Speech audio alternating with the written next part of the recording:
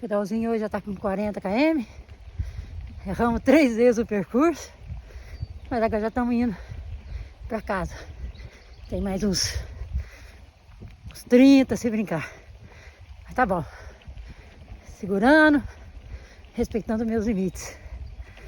Boa semana pra todos.